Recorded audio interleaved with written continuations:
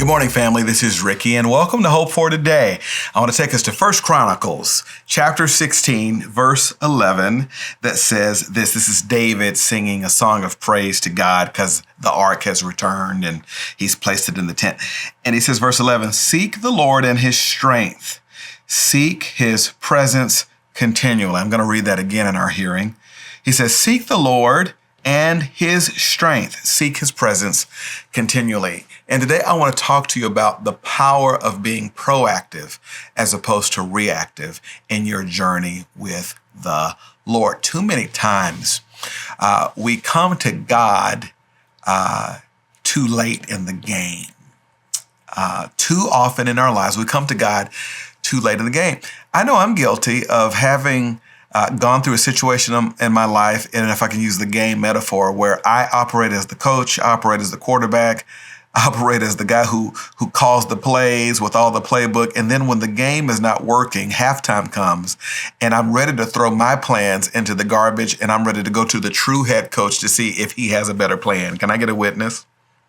How many of us do that, whereby we allow ourselves to make all of our decisions, we choose our own paths, we figure out ourselves, we make it that's amenable to how we want to do things, and then it falls apart, blows up in our face, and now we're reacting by saying, "Okay, God, what do you want?"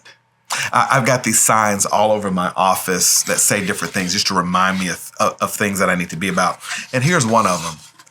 It says, "Leadership and leaders will be proactive as opposed to merely reactive." And that's what I want to encourage you today.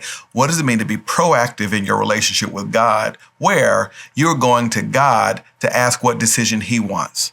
You're not going to make it on your own.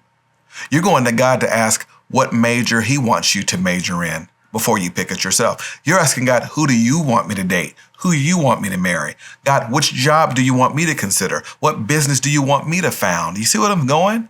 Because what happens is we get into these things and we just jump into them blindly without consulting with God. And before you know it, it blows up in our face. And then we go to God. Now, here's the good news of the gospel. Anybody else glad that you can still come to the game late and God will still be there for you?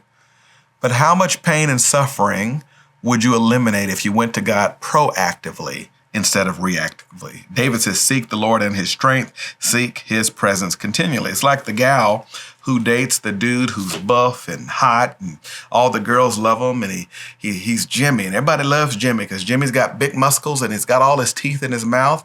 But here's the problem. Jimmy is an idiot. Jimmy ain't got no sense. Jimmy don't know how to treat a woman. Jimmy ain't got no job. So you date Jimmy, you fall in love with Jimmy, you marry Jimmy, and 5 years later, you're like, "Oh, Jesus, can you help me with Jimmy?" And Jesus is left to say, "Well, honey, I'm going to do what you can. But girl, Jimmy crazy." What does it mean to go to Jesus proactively and say, "God, here's an opportunity, but what do you say about it?" Be proactive. That's Hope for Today. I'll see you next time.